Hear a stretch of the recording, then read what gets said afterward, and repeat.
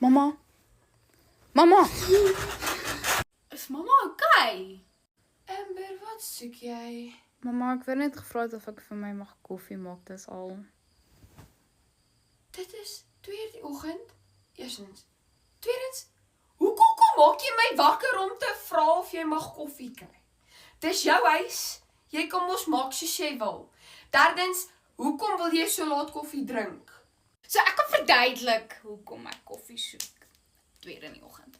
So, nee, oorwyd. Ek het getraai slaap. Maar ek kon nie slaap nie. En my foon is pap, soos dood. En ek kort kafeïne. Child, jou verveligheid gaan my nie aan nie. Gaan maak vir jou koffie en maak my weer wakker vir stupid redes en jy sal die dood van Katrein sien. Ek gaan slaap.